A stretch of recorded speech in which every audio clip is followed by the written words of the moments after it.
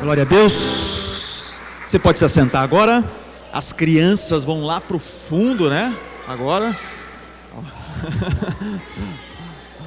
Elas vão lá para o fundo agora. Eles vão ter o culto numa linguagem para eles, né? Para os pequenos.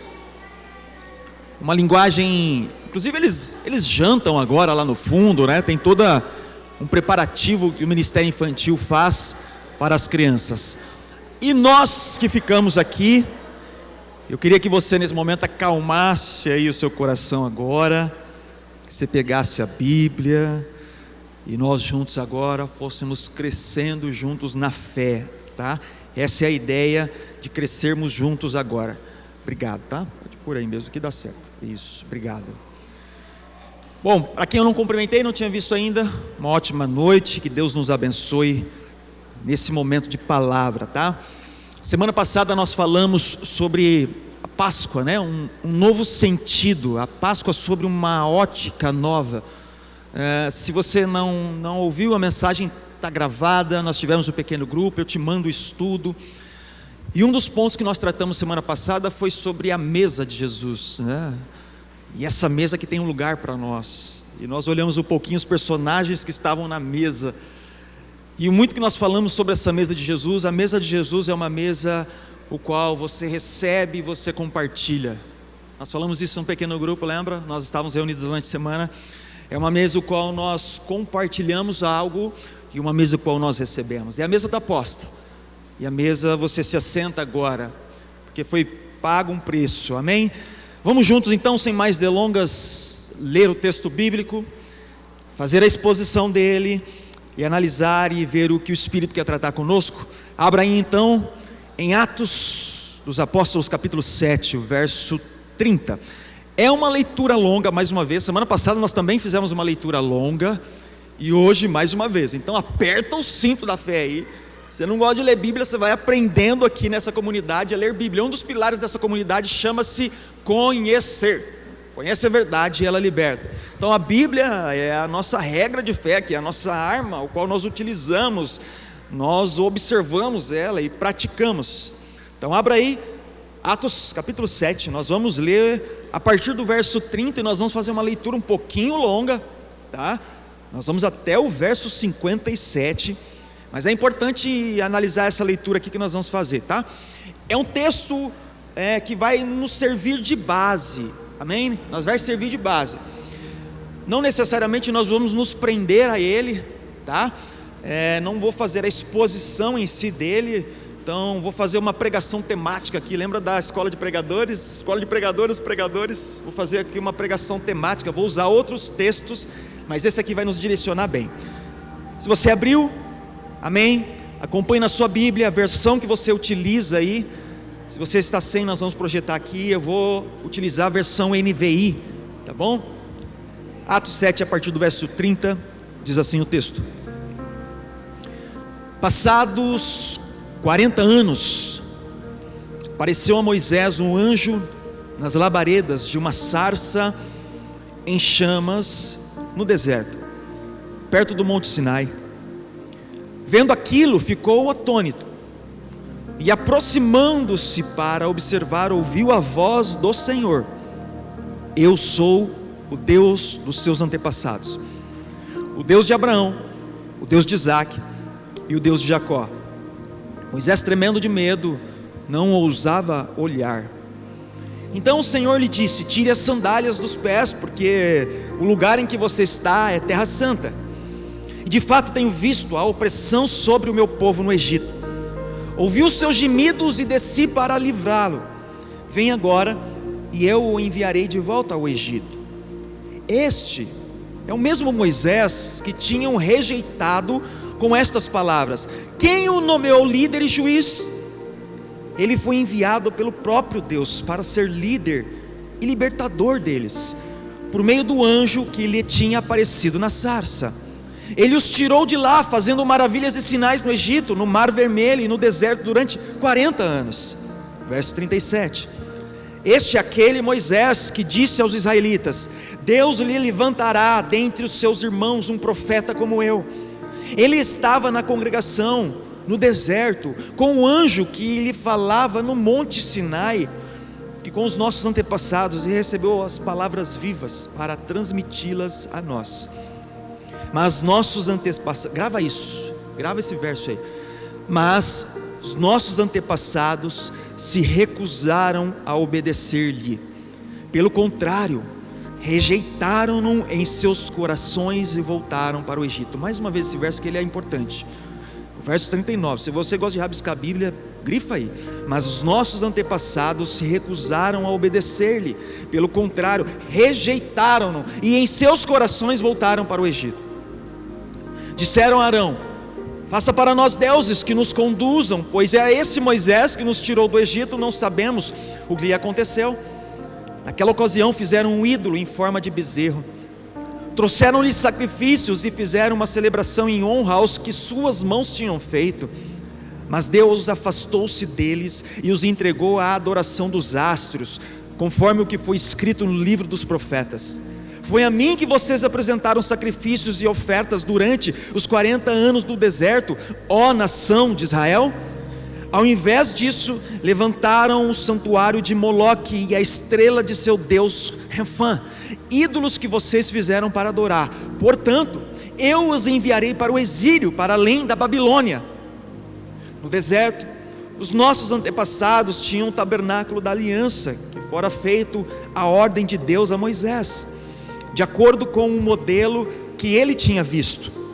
Tendo recebido o tabernáculo, nossos antepassados o levaram, sob a liderança de Josué, quando tomaram a terra das nações que Deus expulsou de diante deles.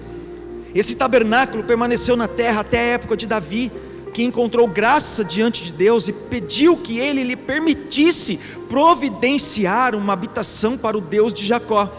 Mas foi Salomão quem lhe construiu a casa. Todavia, o Altíssimo não habita em casas feitas por homens, como diz o profeta: o céu é o meu trono e a terra o estrado dos meus pés. Que espécie de casa vocês me edificarão? Diz o Senhor. Ou onde seria meu lugar de descanso? Não foram as minhas mãos que fizeram todas estas coisas? Verso 51, presta atenção. Povo rebelde, obstinado de coração e de ouvidos, vocês são iguais aos seus antepassados, sempre resistem ao Espírito Santo. Olha que interessante essa informação. Sempre resistem ao Espírito Santo. 52. Qual dos profetas os seus antepassados não perseguiram? Eles mataram aqueles que prediziam a vinda do justo, letra maiúscula, é uma indicação aí de quem é, né? De quem agora vocês se tornaram traidores e assassinos. Vocês que receberam a lei por intermédio de anjos, mas não lhe obedeceram. Ouvindo isso, ficaram furiosos e rangiam os dentes contra ele. Mas Estevão, cheio do Espírito Santo, levantou os olhos para o céu e viu a glória de Deus e Jesus de pé à direita de Deus, e disse: vejo o céu aberto e o Filho do Homem de pé à direita de Deus. Mas eles taparam os ouvidos e, gritando bem alto, lançaram-se todos contra ele, arrastaram-no para fora da cidade e começaram a apedrejá-lo. As testemunhas deixaram seus mantos aos pés de um jovem chamado Saulo. Enquanto apedrejavam Estevão, este orava: Senhor Jesus, recebe o meu espírito. Então caiu de joelhos e bradou: Senhor, não os consideres culpados deste pecado. E dizendo isso, adormeceu. Forte essa leitura, né? É uma história maravilhosa, que está inserida dentro de um contexto, e nós vamos já comentar já sobre ela, dizer quem estava lendo, falando, discursando essa história e para quem esse personagem estava falando. Nós vamos já nos debruçar já para analisar um pouquinho esse texto. Mas antes de entrar no tema da palavra e trazer alguns pontos de reflexão, eu quero contar uma história para vocês. Contar uma história, amém? Preste atenção um pouquinho nessa história que eu vou contar. É uma história, é uma parábola, uma história contada. Talvez você já ouviu, e eu acho que eu já contei aqui na igreja, tá? mas eu vou falar mais uma vez porque vai de encontro com o tema e o bate-papo que nós vamos ter hoje. Diz que há muito tempo existia uma tartaruga que vivia no mar com os seus amigos, peixes, polvos e tudo que existe no mar. Essa tartaruga vivia lá no mar, e ela nadava junto com os peixes e tinha uma vida normal como uma tartaruga junto com os outros habitantes do mar. Porém, de tempos em tempos, essa tartaruga, ela saía para fora do nível do mar, das águas do mar, e começava a sair pela areia, e de repente ela sumia, e ficava um tempo fora, e os peixes olhavam aquela tartaruga todas as vezes saindo, e eles começaram a se questionar, e seguiu ela, sabe? E aí viram que ela saía da água, e voltava depois de um tempo, e aí quando ela voltou, ele foi perguntar para a tartaruga, os peixes perguntaram: ei, tartaruga, o que existe fora da água? O que existe? E aí ela explica que fora da água existe um mundo. Existe um mundo. E aí eles perguntaram, né? Como assim? Existe um mundo? Como assim? E a tartaruga fala: lá existe uma terra seca. E aí eles perguntam: mas o que é seco? Como que vocês nadam lá fora? Aqui nós nadamos, nos movemos e tal, mas o que é seco? E como vocês nadam lá nesse ambiente? E ela diz: é um lugar onde não nadamos, mas nós andamos com patas, pés. E aí eles perguntam: mas o que é andar? E aí a tartaruga fala: nós nos colocamos sobre as nossas patas e pés e começamos a respirar, a andar. O ar entra em nossos pulmões e nós respiramos. E eles perguntam: mas como você consegue respirar em um lugar sem água, tartaruga? E ela fala: eu não sei, é como nós fazemos lá na terra, só sei que é assim. E aí eles perguntam: mas o que é terra? O que é terra? A tartaruga fala: são vários grãozinhos pequenininhos que tornam o chão, as plantas, as frutas, e tudo fica nessa terra. Aí ela pergunta aos peixes: mas o que são frutos? E ela fala: são os alimentos, muitos alimentos que dão em árvores. E aí ela pergunta aos peixes: o que é árvore? E fica nessa filosofia, sabe? E ela fala: é uma planta gigante, muito maior que essa que você está vendo aqui, peixe, olha, no fundo do mar. É uma planta gigante, gigante, gigante. E aí eles perguntam: mas é maior que um tubarão? E a tartaruga fala: é maior que um tubarão, peixes, é maior, muito maior. E aí os peixes começam a falar: cara, eu não acredito que existe um lugar assim como esse, eu não acredito, tartaruga. E aí ela fala: pois é, por isso que eu nunca tinha falado para vocês antes, vocês não acreditam mesmo. E os peixes perguntam: mas eu quero ir lá, tartaruga, como que eu posso e faço para chegar nesse lugar? Eu quero ver isso aí. E aí a tartaruga fala: vocês não conseguem ir lá, vocês não conseguem, por meios próprios e naturais, vocês não conseguem chegar nessa terra, nesse ambiente, nesse lugar que eu estou falando, fora do mar. Peixes, vocês não conseguem por si próprios, vocês não conseguem. E aí eles perguntam: mas como você consegue, tartaruga? E aí ela fala: eu não sei, eu só sei que eu posso estar lá e eu posso estar aqui. E essa história da tartaruga com os peixes, meio filosófica, sem fim, continua ali, e a tartaruga tentando mostrar e falar desta terra, deste ambiente, deste mundo fora do mar, o qual todos os peixes estavam vivendo ali. E eu queria que você abrisse a mente aí, sabe, para essa história que eu estou contando, e começasse a pensar em alguma semelhança que existe em nós, peixinhos, sobre um mundo fora deste mar, o qual nós vivemos, amém? Está pensando filosoficamente comigo também? Nós vamos já para o espiritual aqui na palavra, mas eu quero que você abra a sua mente. Nós vamos falar um pouquinho sobre essa história aqui, mas antes eu quero me debruçar sobre o texto que nós lemos. O texto que nós lemos de Atos capítulo 7. Esse texto ele está inserido dentro de uma história maravilhosa, de um discurso de um homem chamado Estevão. E ele começa a fazer um discurso, a Bíblia diz que Estevão era cheio do poder, da graça de Deus. Se você ver alguns versos anteriores ali, você vai ver que era um homem cheio de Deus. E por ele ser esse cheio de Deus, ele é preso, levado para o sinédrio, ali questionado, e ele começa então a fazer esse discurso. E eu peguei uma parte desse discurso e eu trouxe aqui para nós. Esse discurso é tão maravilhoso que ele conta um pouco da história dos hebreus, da nação de Israel, e ele conta ali, ele mostra 8 personagens nesse discurso. Se você vê lá no verso 2, ele fala sobre Abraão. Se você vê no verso 8, ele fala sobre Isaac e Jacó. Se você vê no verso 9, ele fala sobre José, dentro dessa história que eu estou lendo, tá? Do texto base. Se você ler o verso 20, ele fala sobre Moisés. Se você ver o verso 45, ele fala de Josué e Davi. O verso 47, ele fala sobre Salomão. Então ele começa a fazer um discurso e discorre sobre vários personagens. E aí, lendo esse discurso, estava lá no meu secreto hoje, né? E olhando esse discurso, comecei a enxergar a vida dos hebreus, e dentro da realidade que eu estava lendo ali, né, a palavra a ser alimentada hoje, que eu estava vendo esse texto, eu vi uma vida distante dos hebreus ali, nesse discurso sim, de Estevão aqui, eu vi uma vida apenas confessional, sabe, uma vida distante dessa história dos hebreus. E aí, pasmem, eu me vi dentro dessa história, nós, a igreja da nossa geração, uma igreja apenas confessional. Eu vi uma vida distante de Deus. Eu estava vendo os hebreus, mas eu estava enxergando a nossa geração aqui, nossa geração. E aí surgem algumas perguntas, sabe?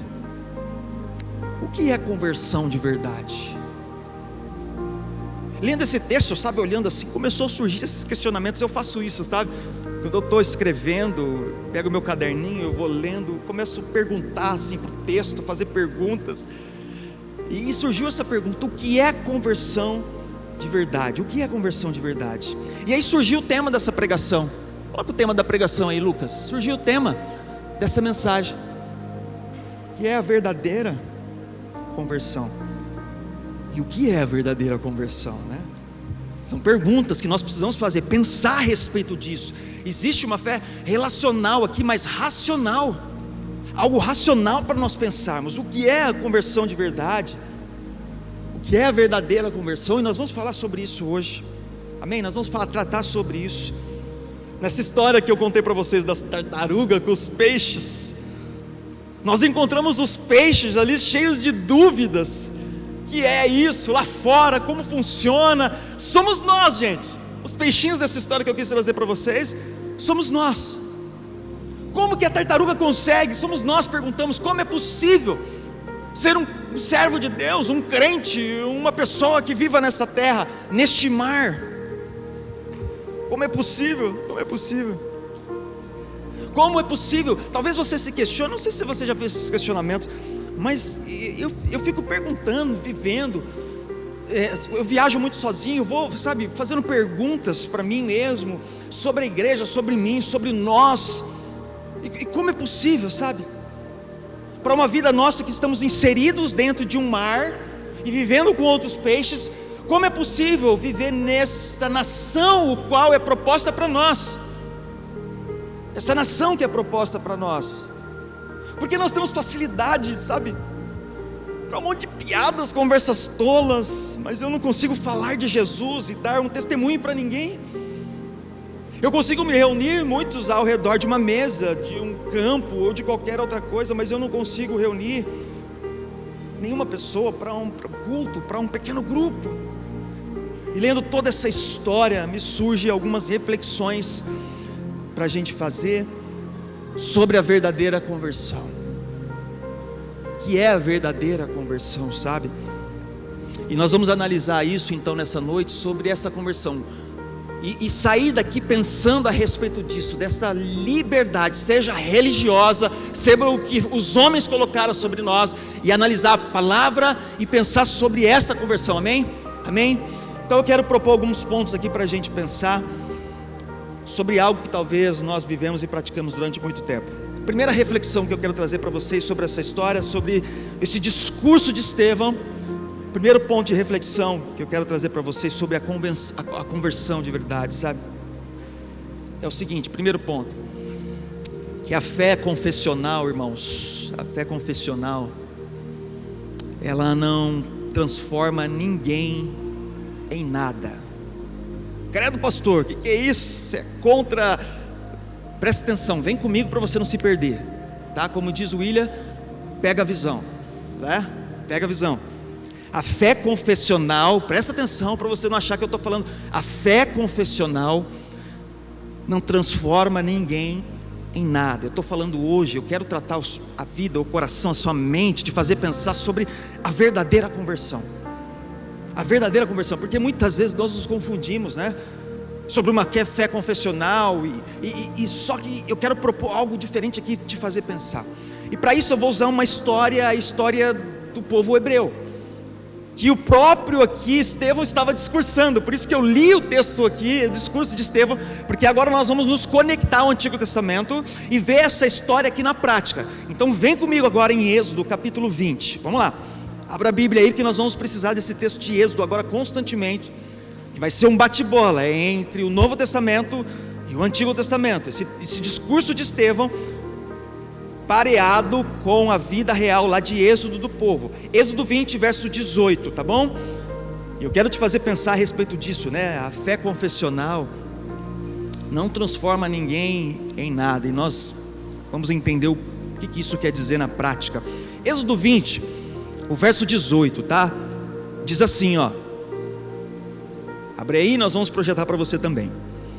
Vendo-se o povo diante dos trovões e dos relâmpagos e do som da trombeta e do monte fumegando, todos tremeram assustados, ficaram à distância e disseram a Moisés: fala tu mesmo conosco e ouviremos, mas que Deus não fale conosco, para que não morramos. Presta atenção que o texto está falando conectado com o ponto que eu estou trazendo com vocês. Verso 20: Moisés disse ao povo: não tenham medo, Deus veio prová-los, para que o temor de Deus esteja em vocês e o livres de pecar. Mas o povo permaneceu à distância, ó, presta atenção, ao passo que Moisés aproximou-se da nuvem escura em que Deus se encontrava. Senhor, disse a Moisés, diga o seguinte aos israelitas: vocês viram por si mesmo que do céu lhes falei, não façam ídolos de prata nem de ouro para me representarem. Guarda esses dois versos, que já já nós vamos precisar deles. Já já nós vamos precisar deles. E agora nós vamos debruçar sobre esse ponto, tá?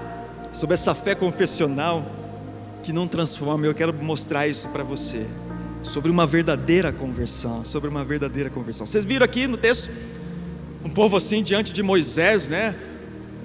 Um Deus, um ídolo para eles. Falou: fala você com Deus, sobe no monte, porque nós temos medo deste Senhor, deste Deus. Mas minha igreja, somos nós no mesmo tempo, sabe? Somos nós do mesmo jeito. Nós levantamos Moisés para nós a todo momento, seja pastores, apóstolos, semideus, cantores, seja lá o que for. E deixa eu falar algo para vocês: os homens gostam de receber isso, sabe? De se sentirem Deus, e ficam dando doses homeopáticas para vocês se libertarem, sabe? E viver uma verdadeira conversão. Então dá uma dosinha para você, mais uma dosinha para você, e você fica preso sobre uma verdadeira conversão. E o que eu estou propondo para vocês hoje é uma liberdade. Porque, gente, nós vivemos uma geração de superficialidade, de pouco envolvimento, de pouca profundidade bíblica em tudo. Relacionamento hoje é superficial, trabalho superficial, casamento nem se fala, igreja piorou, a vida, uma geração superficial. Só que é interessante, se nós olhamos 2 páginas atrás desse texto que nós estamos aí de Êxodo 20, se você olhar umas 2 páginas para trás, lá no capítulo 14 capítulo 14 verso 31, nós encontramos o povo confessando uma confiança em Deus.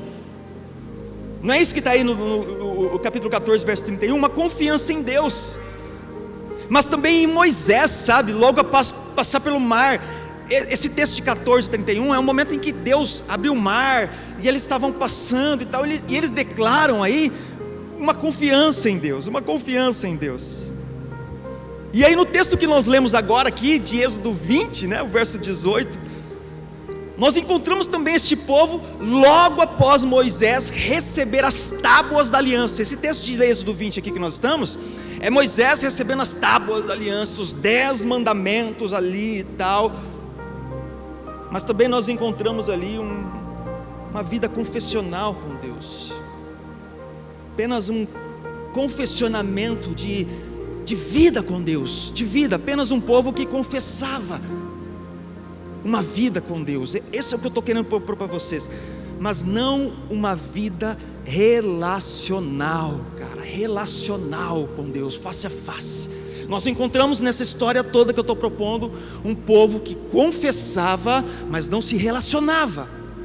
Essa é a ideia da proposta do texto que eu estou querendo construir nesse tópico 1, que a fé confessional, irmãos, transforma. Nós vemos um povo adorando confessionalmente o Deus, a hora de abrir o mar, Deus é bom e tal, mas não tinha relacionamento.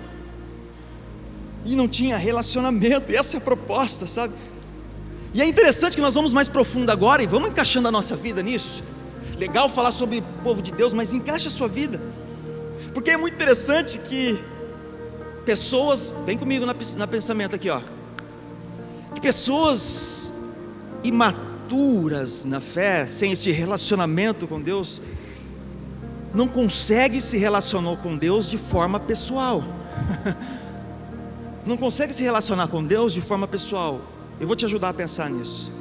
Quando nós falamos, é sempre o Deus do seu pai às vezes, né? Não, porque é o Deus do meu pai, o Deus da minha avó, de quando quem nasceu na igreja, que tem vidas com parentes que nasceram dentro da igreja, sempre assim que a gente fala, né? É o Deus da minha avó. Não, é minha avó. Não, o Deus da minha avó é tremendo, cara.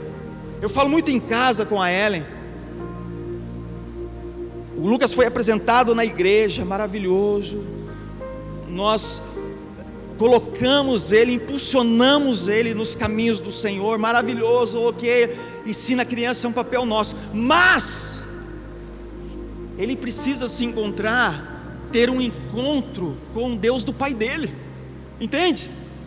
Entende isso, igreja? Faz sentido para vocês? Ele precisa ter este encontro real e verdadeiro e relacional com Deus do pai dele. Esse Deus o qual eu declaro, eu amo, eu danço, eu canto e eu vivo para Ele diariamente. Então o Lucas, meu filho, vai precisar se encontrar com este Deus. Quando? É a vida dele. Quando isso vai acontecer? No tempo dele, na vida dele, no momento dele, sabe? E aí nós sempre falamos, é sempre o Deus dos cristãos, é sempre o Deus do meu pai, da minha avó, é sempre o Deus de alguém. É como Jacó falava, Jacó sempre falava assim, ó, é o Deus de Abraão, é o Deus do meu pai, é o Deus do meu avô, de Isaac. Até que um dia Jacó teve um encontro com Deus, sabe? Essa é a proposta. E nós sempre nos remetemos a alguém, mas nunca é com você, nunca é conosco, nunca é sobre você, é o Deus sobre a sua vida, sobre o testemunho, sobre um milagre, sobre algo que aconteceu em você. E isso é para nós pensarmos, igreja. Vem, ó, não se perca no pensamento não, fica, porque é Deus tratando nos detalhes conosco. Eu estou falando nesse ponto 1, que a fé confessional não transforma ninguém em nada. Eu estou falando de um Deus relacional. É um Deus vivo, Ele não está lá, os ossos dele lá na tumba. Não, é um Deus vivo, relacional. Essa é a proposta para nós. E aí é uma mudança, eu estou te fazendo pensar fora da caixa, diferente. Porque nós levantamos as mãos no domingo, igreja, mas na segunda-feira, para sair para trabalhar de manhã, ali 6 horas, 5 horas, eu não sei, nós não levantamos as mãos para sair de casa. Louvado seja Deus por essa semana, por este dia, por este trabalho, abençoe a minha casa, Jesus. Nós não fazemos isso, mas nós levantamos a mão na congregação. Faz sentido? Nós vamos à frente nos domingos, sobre um apelo, mas na segunda-feira, essa proposta de mudança de vida fica por fim da fila. Então Deus trata conosco no domingo, fala, olha, você precisa ser um marido diferente, uma mulher diferente, um jovem diferente. Nós escutamos, nós vemos à frente, respondemos confessionalmente por um apelo, mas qual que é a proposta? É relação, é relacionamento. Isso tudo se torna uma verdade na segunda-feira, na terça, na quarta, na quinta, quando a pipoca estrala. E aí você vai fazer o quê? Praticar. praticar. Nós clamamos por um crescimento profissional, melhores salários. Muda, Jesus, abre uma porta, me leva, faz comigo, está difícil. Mas quando isso acontece, nós não somos capazes de contribuir com nada, nem na igreja, tá? Na igreja, uma pessoa que está passando fome na rua, um vizinho seu, nós não conseguimos fazer isso. Igreja, presta atenção. Quando não temos relacionamento, presta atenção nisso, presta atenção para você não se perder aqui, ó. Quando nós não temos relacionamento, nós apenas escutamos, mas não ouvimos o que Deus está falando. Faz sentido isso para você? Ei, faz sentido? Quando não temos relacionamento, nós apenas escutamos, mas não ouvimos. Tem uma diferença aí. Muitos aqui estão só escutando eu, sabe? Com uma voz no fundo, essa musiquinha, ar-condicionado. Se pagar a luz, filhão, já era. Puxa aí um ronco. Você está só escutando. E ouvir, diferente, a palavra entrou, desceu, saiu do racional, foi para o coração, criou raízes e vai gerar frutos. Então, quando não temos relacionamento, nós não escutamos, e nem ouvimos. Nós só escutamos, mas não ouvimos a Deus. Deixa eu trazer um texto para mostrar isso aí claro. Êxodo 20, o texto que nós estamos lendo. Eu falei para você gravar o verso 22 e 23. O povo só está escutando a Deus, não está ouvindo, porque não tem relacionamento.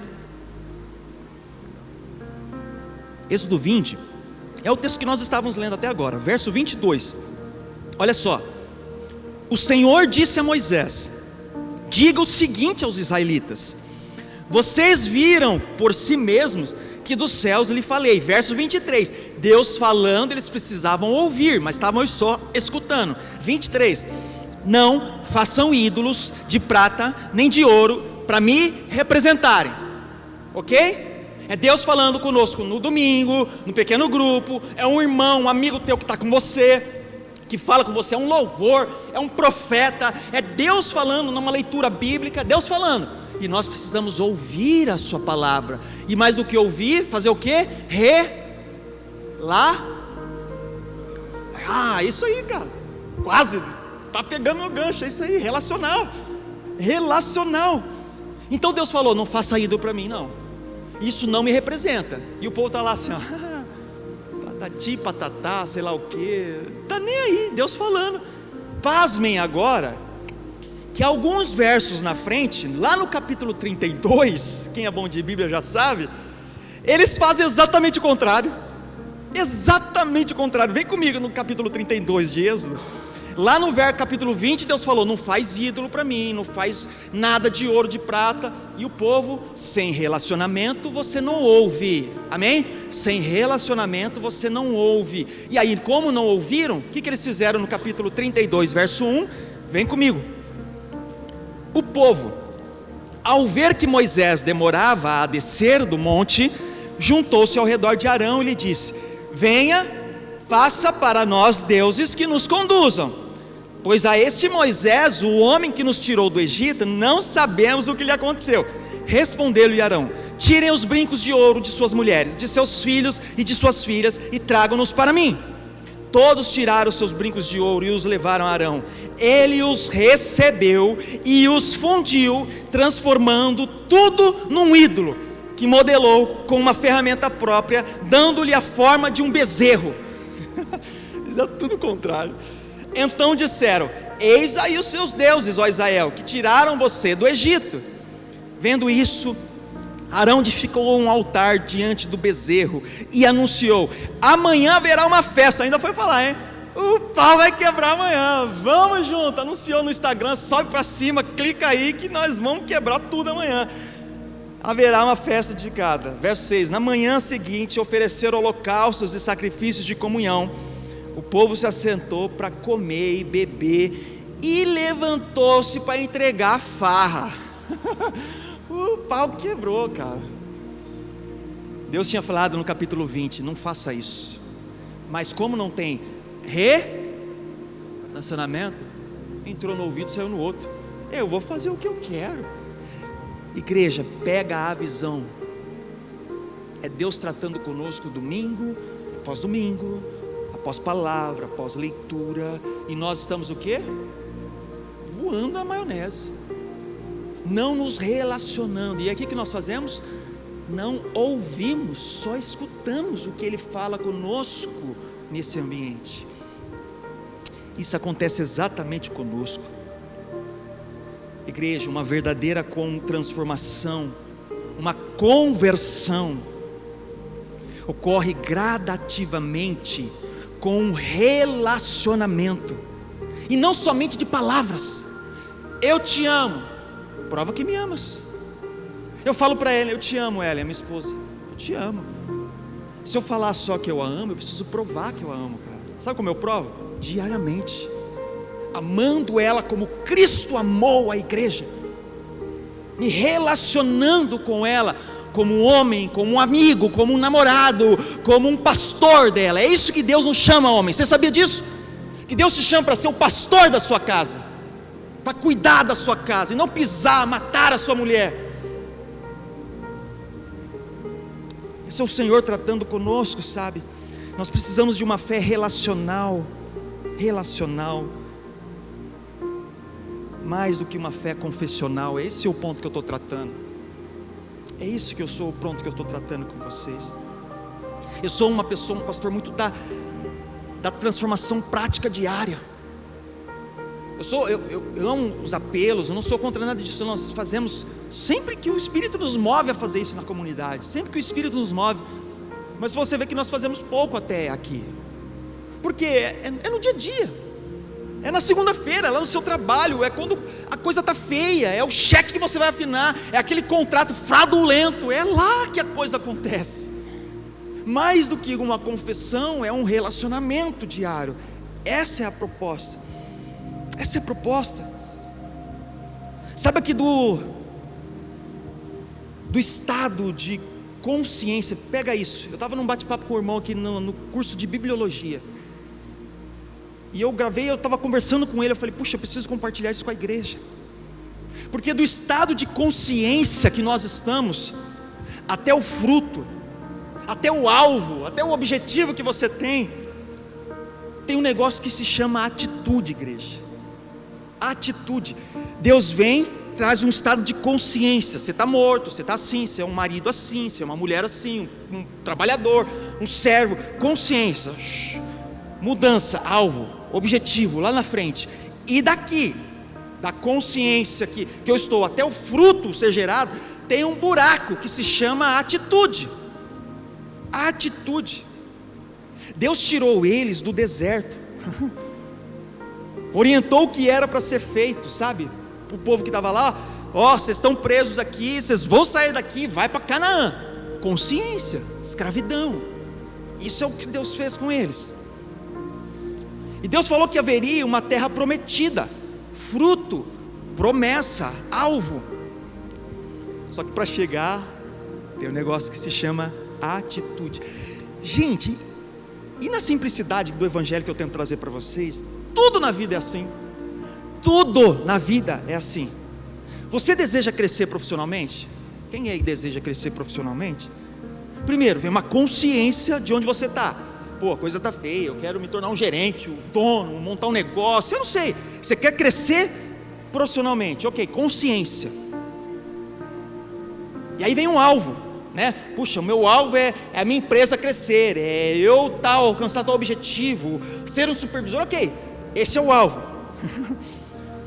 E aí de onde você está para chegar, tem um negócio que se chama atitude. Então o que você precisa sair a fazer? Estudar, trabalhar, se preparar, fazer um curso extra, observar como os seus superiores trabalham. Se você deseja ser como, você se prepara e tem atitude. Atitude. Você precisa mudar as questões do seu relacionamento. As coisas no seu casamento precisam mudar. São brigas em cima de brigas, etc. A coisa está feia em casa, pastor. Então, vem uma consciência de como o homem está, de como a mulher está. Consciência. E aí depois vem um alvo. Opa, qual que é o alvo? Um relacionamento melhor, olho no olho, sentar, conversar, uma vida madura para um casal. E aí de onde você quer chegar? E para isso acontece, existe um negócio que chama atitude. Se você quer mudar o seu relacionamento, você precisa ter atitude. Homem, mulher, você precisa, com o seu filho, precisa ter atitude. Agora pasmem que eu estou querendo propor nesse bate-papo aqui. Essa consciência que eu estou falando é o Espírito Santo que traz em você. É o Espírito Santo que traz em você, que dá a você. O alvo, o fruto lá, é o Espírito Santo que coloca no seu coração. Mas a atitude é você que tem que ter, filhão. Consciência do que está acontecendo, Espírito Santo traz ao seu coração. Alvo, objetivos, sonhos, conquistas, Espírito Santo vai dar. E aí desse vale, atitude, depende de você. Depende de você. E aí, esse é um momento de maior dor, sabia? De maior sangria. Sabe por quê? Porque requer compromisso, dedicação, amor, entrega, fé, crer. Esse é um momento de maior dor. Porque aí, vai pensando nas histórias bíblicas, né? Parece que no deserto não vai ter comida. Mas Deus proveu o maná lá. Você está na atitude? Deus proverá. Deus proverá. Parece que as águas afundam lá, sabe? Mas Deus provê andar sobre elas. Grava essa frase, igreja. Todo passo de atitude, partido de uma consciência e um alvo gerado nos céus, ela vem acompanhada de milagres. É passos de atitudes. Eu vou dar passos de atitudes, pastor, beleza. Gerado diante de uma consciência, um alvo que foi gerado nos céus. Então vai, cara, que milagres acontecem. Milagres acontecem. Quem não conhece a história dessa comunidade aqui, desse templo, como nós fomos, lembra do milagre que foi para isso aqui? Lembra, Márcio, lembra como foi? Um milagre, cara. Tudo que você está vendo aqui, milagre. Mas como que tudo isso aconteceu, pastor? Consciência, visão, Espírito Santo deu, e aí o que faz? Eu cruzo os braços e reclamo, ou eu tenho atitude. Em tudo na vida é assim. Em tudo, irmãos. Quer ter um casamento restaurado? Atitude. Quer ser um profissional diferente? Atitude. Quer ser um servo diferente? Faz o quê? Atitude. Quer uma conversão verdadeira? Atitude, cara. Atitude. E aí vem uma pergunta, né, nessa reflexão que eu estou fazendo com vocês. Por que é tão difícil seguirmos uma regularidade na vida com Deus? Quem é que acha que é difícil? Poxa, pastor, é difícil, cara. Eu tenho desejo, mas seguir uma linha não está fácil não. Essa pergunta surgiu num pequeno grupo. No meu pequeno grupo essa semana. Por que é difícil seguirmos as regularidades? Porque tem momentos, presta atenção na pergunta. Por que tem momentos que estamos tão empolgados, felizes, mas basta alguma coisa acontecer, alguma situação surgir, que nós queremos voltar e comer os pepinos e os alhos porosos lá do Egito, e nós queremos voltar para trás, e muitas vezes nós voltamos, não só queremos, mas nós damos, é igual caranguejo, cara, andando para trás, sei lá, para o lado, não sei. Por que nós fazemos isso? Surge essa pergunta, sabe? E aí vem a segunda reflexão. A segunda reflexão para responder esses porquês. Por que é tão difícil? Por que retornamos? É a segunda reflexão. Porque somos prisioneiros de celas abertas. By William. By William, essa frase aqui.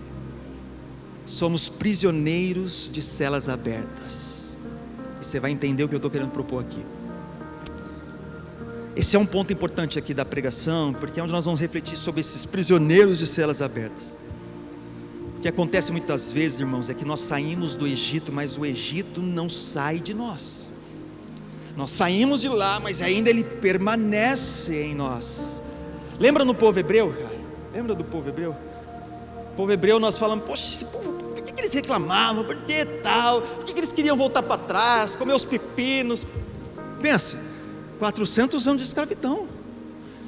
Eles ouviam falar de Abraão, de Isaac, e de Jacó, e de José, e a família de José que veio, e povoou, e José foi um governador, só que passa ano, e vem um novo rei na terra do Egito, um novo faraó. Então José, Abraão, Isaac e Jacó ficou para trás.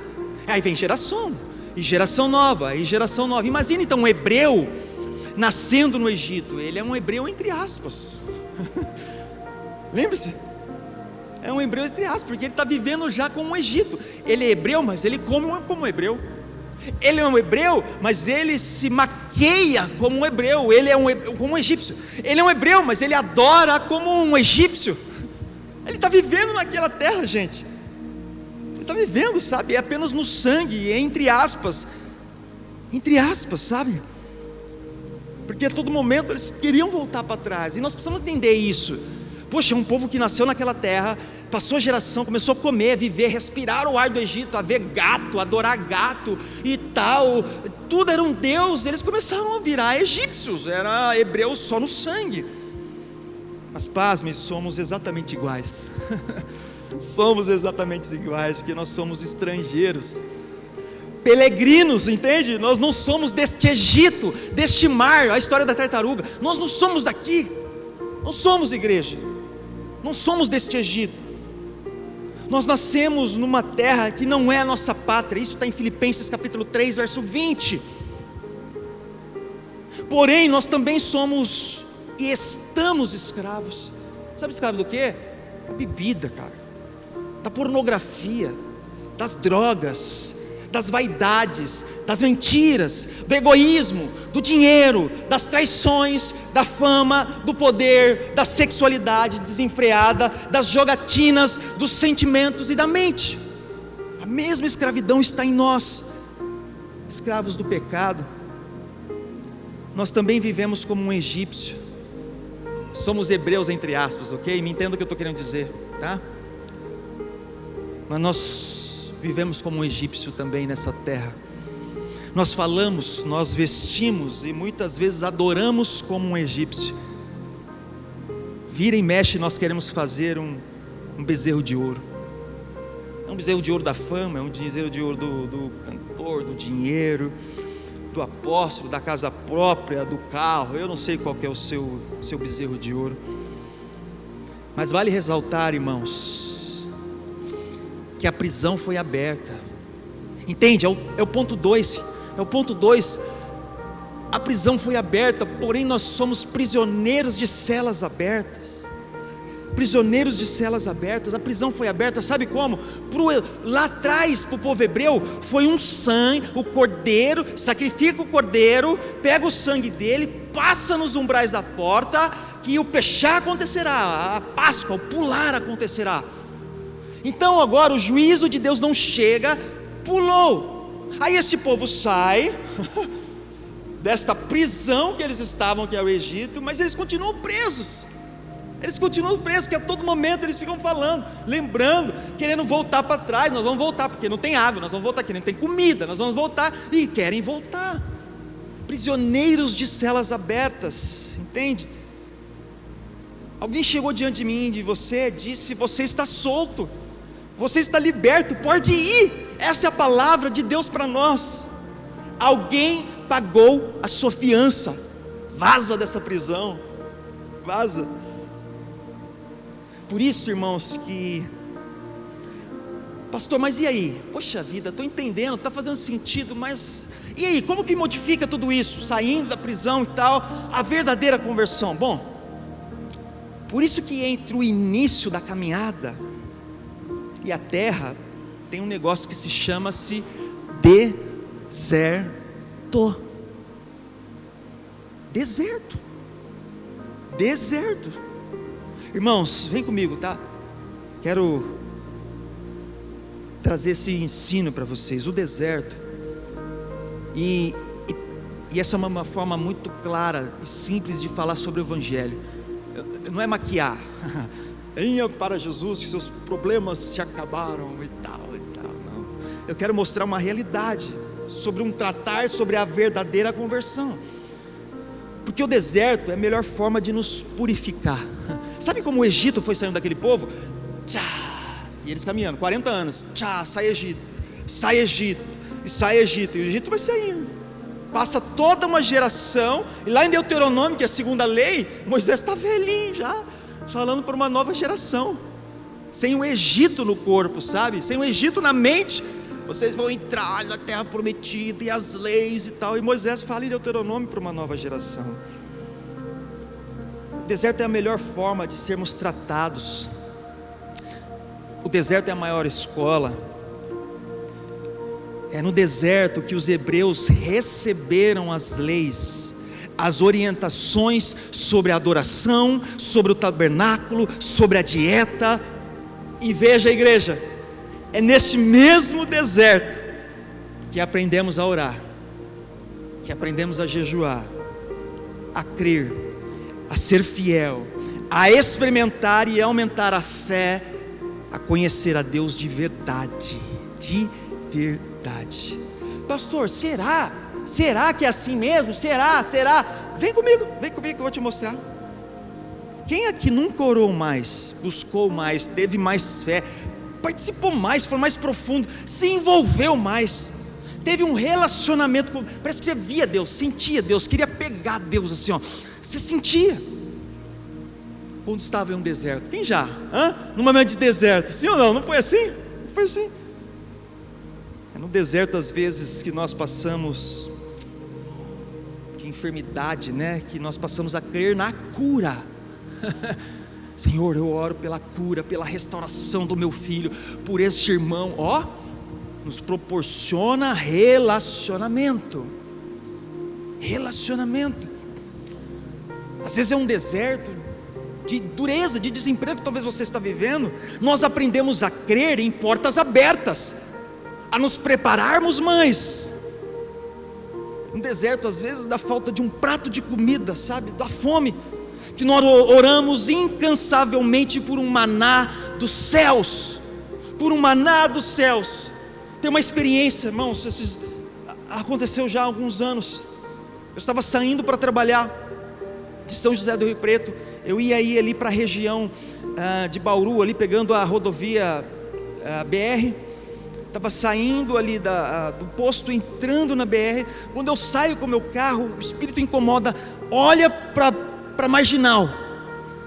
E quando eu olho, tinha uma moita de bambu lá, tinha um casal de joelhos lá, orando, e umas bolsas lá, e o Espírito incomoda, para lá e fale com eles. Eu falei, meu Deus, horário atrasado. Eu falei, Jesus, eu tinha que pegar a estrada. A casa caiu, vou lá. Aí eu contornei, não tinha espaço para entrar, dei a volta, voltei, aí parei na Marginal ali assim, pertinho deles. E o Espírito me incomoda, pega o que você tem na carteira e leva para eles. E aí eu desci, eu ando sempre de camisa, de social, é assim que eu trabalho, né?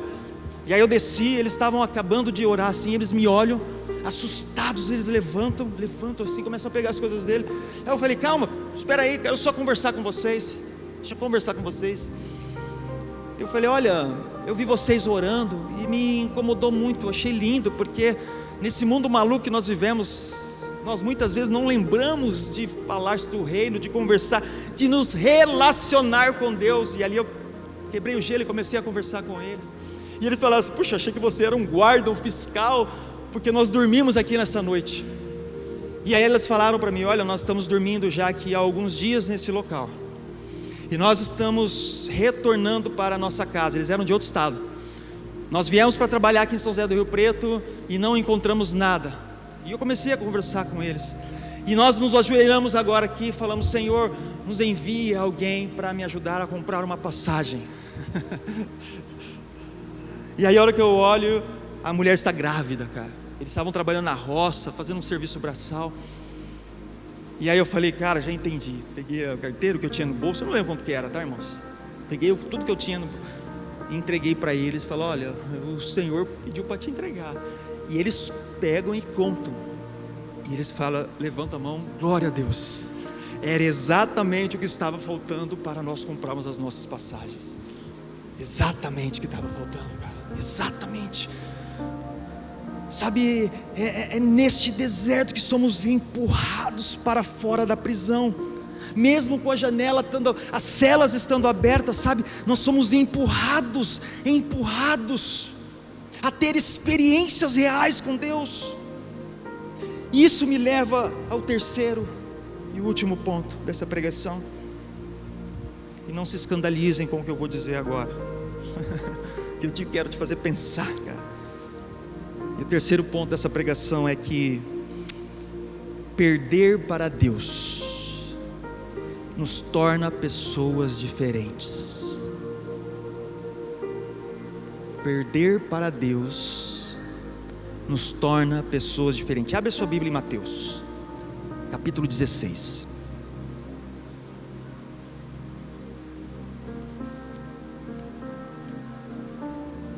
Mateus 16, verso 24.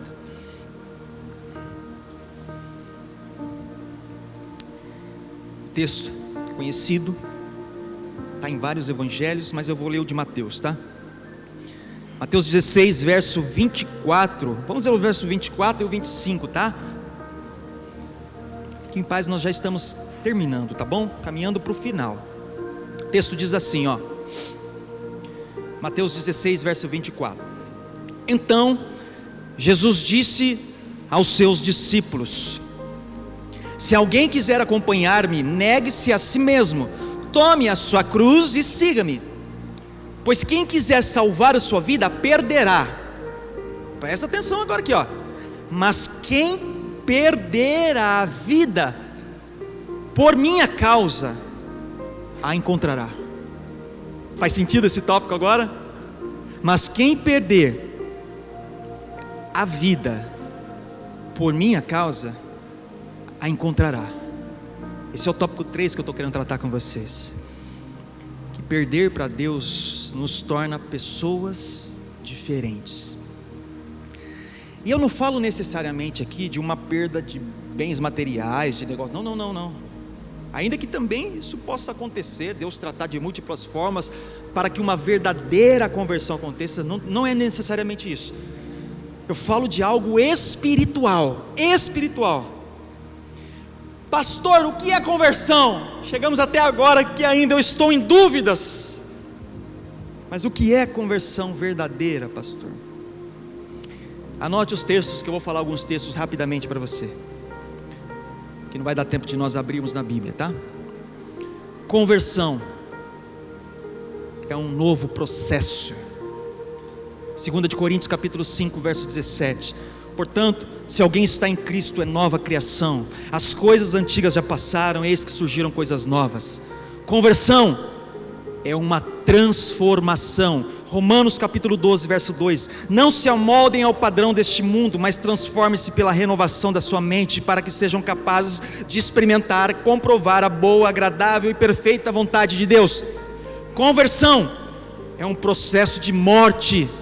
João 12, 24. Digo-lhes verdadeiramente que se o grão de trigo não cair na terra e não morrer, continuará ele só, mas se morrer, dará muito fruto.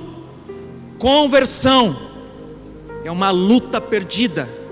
Gênesis 32, 30. Jacó chamou aquele lugar Peniel, pois disse: vi a Deus face a face, todavia minha vida foi poupada. Conversão é saber que do seu jeito, da sua forma, não dá certo. Não dá certo. Vocês sabiam que numa batalha, numa luta, numa guerra, os perdedores passam a ser servos daquele Senhor? Quando nos tempos bíblicos, uma nação ia, derrotava a outra, ele pegava os despojos, e todos que estavam lá, os sobreviventes, mulheres, passavam a servir a nova nação que dominou aquele povo. Esse é um dado de guerra mesmo, sabe? Um dado de guerra. Agora nós temos um dono novo, um novo Senhor, porque nessa batalha sua, de você, do seu jeito, do seu coração, da sua forma de pensar, da sua teologia, seja lá o que for, Existe agora um Senhor sobre a sua vida, sobre o seu casamento, sobre a sua vida, porque tem um relacionamento. Agora nós temos um novo Senhor e eu me rendo a Ele. Quando nós cantamos, eu me rendo. Tantas canções é você dizendo: Senhor, seja o dono de mim. Agora nós estamos sem os nossos escudos das desculpas, sem as armaduras de ser uma outra pessoa. De domingo eu sou assim, e no trabalho eu sou acolá. Sem as armas que nós ferimos tantas pessoas. Não, é a minha opinião, é do meu jeito e tal. E nós ferimos. E aí sabe o que nós passamos a viver? Passamos a viver nus, despidos, apenas, sabe com o quê? Com um coração ferido e uma vida de pecado. Ai, que maravilha quando isso acontece, cara. Que maravilha que isso acontece, quando você não tem nada para oferecer. O apenas que você tem para oferecer é um coração ferido, machucado pela sociedade, pelas igrejas, pelo que aconteceu. Você arranca seu coração ferido, sangrando, e coloca diante do rei. E o que você tem para oferecer é apenas minha vida de pecado. É apenas uma vida de pecado. Ai, cara, Ele nos abraça assim, ó. Era isso que eu estava querendo, filho. Essa é a verdadeira conversão. Pega os seus diplomas, o seu sobrenome, o seu dinheiro, o seu status de semideus na terra, sei lá o que você é, e apenas um coração.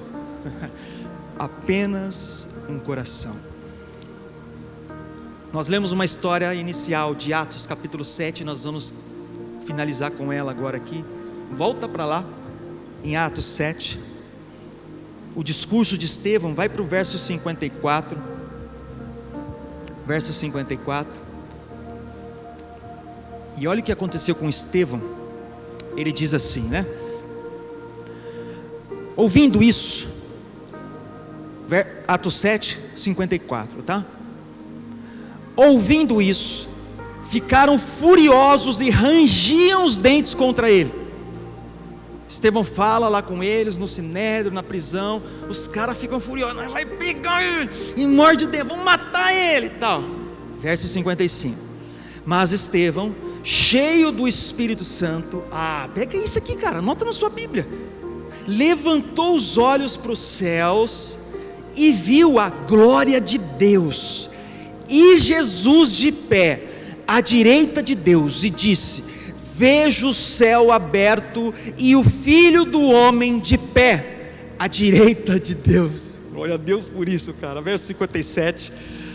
Mas eles, taparam os ouvidos e, gritando bem alto, lançaram-se todos juntos contra... Pega o que o texto está querendo dizer. Estevão de joelho, pronto para tomar pedrada, com as mãos amarradas dentro de um buraco lá. Ele olha para o céu, vê os céus abertos, vê a glória de Deus, vê Jesus lá e fala: estou vendo Jesus, cara. Os caras viram assim, tá vendo nada, matar ele. Verso 58. Arrastaram-no para fora da cidade e começaram a apedrejá-lo. Imagina essa cena, gente. Eu falava essa semana no meu pequeno grupo. Você imagina a cena de ver alguém morrendo apedrejado? Quantas pedras precisa?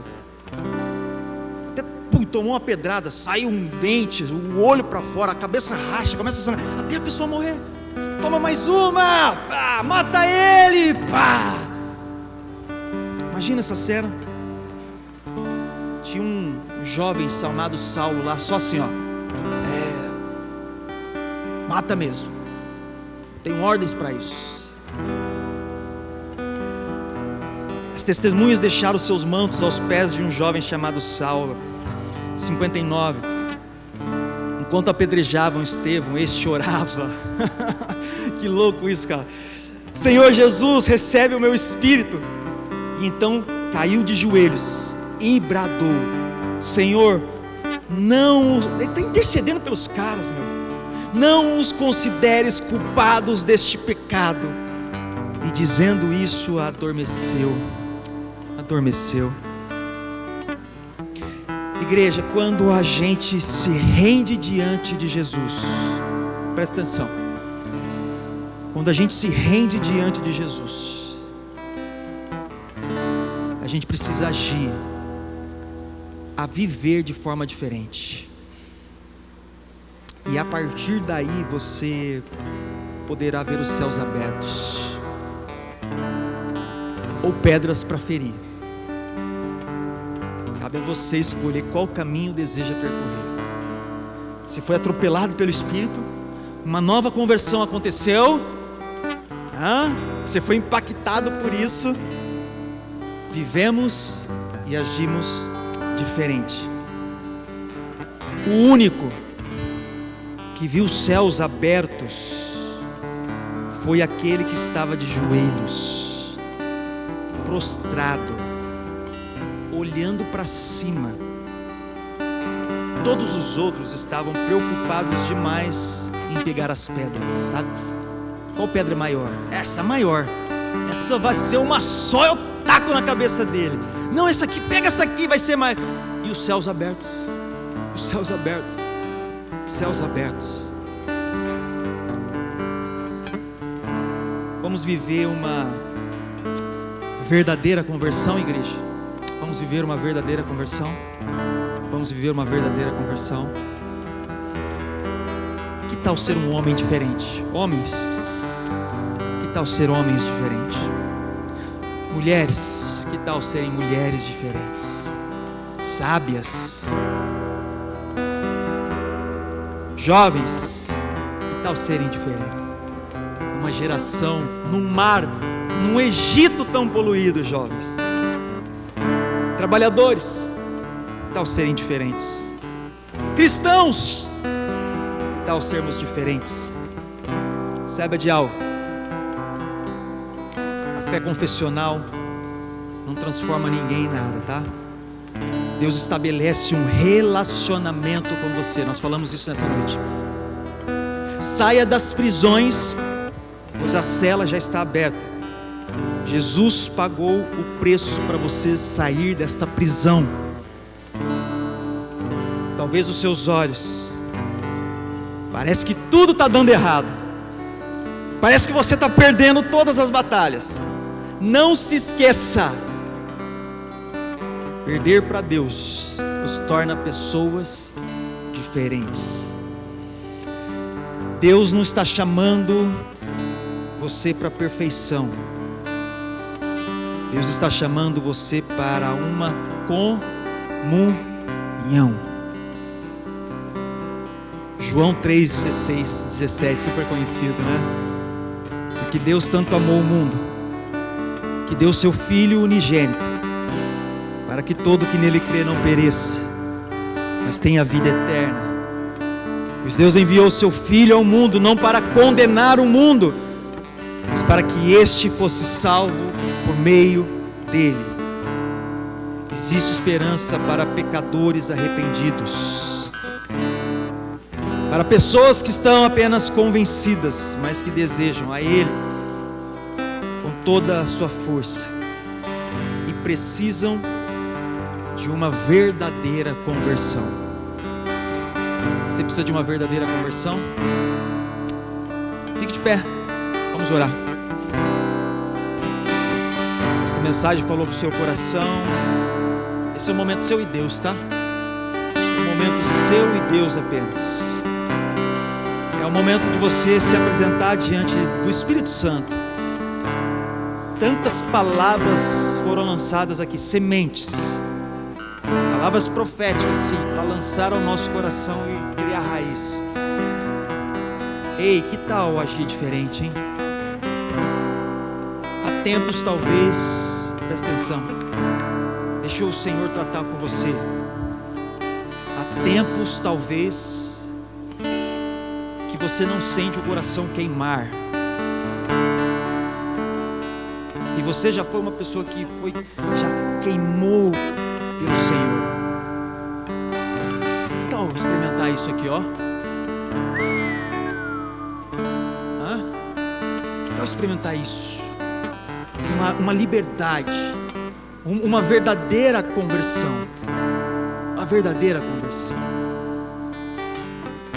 Para isso tem um processo que chama-se morte. Matar o seu ego, a sua vaidade, você mesmo, seu pensamento. Ei, pare de julgar. Pare de julgar. O Senhor quer tratar com você. Deus quer nos levar aos pés dele. É um Deus relacional, relacionamento. Ele fala, nós escutamos. Ele vive, ele reina. É possível viver sob essa ótica. Ei, Deus quer proporcionar em você milagres, uma experiência com ele. E aí sair da estação de experiência e se tornar real e transbordar na vida de outro. Deus quer te usar. Deus não quer que você levante um Moisés na sua vida, não. Ele quer te usar. E Deus usa aqueles que têm relacionamento com Ele, que sente cheiro de Jesus, sabe? Que sente cheiro de Jesus, que vive por Ele, com Ele. É isso que o Senhor está tratando em nós. Ei, pare de ficar olhando para trás, o Egito. Pare com isso. Existe uma terra nova a pisar. E a sela já foi aberta, irmãos. Já foi aberto, o sangue já purificou. É tempo de pisar em novos lugares, nova terra. O Senhor tratando em nós. Creia, acredite, se disponibilize. O Senhor quer usar a sua vida, o seu pensamento, o seu testemunho. Leve Jesus para casa. Sente-se na mesa com Ele. Sente-se na mesa com Jesus. Chame seus filhos, fale de Jesus para eles. No seu trabalho, derrame o Espírito Santo lá, cara.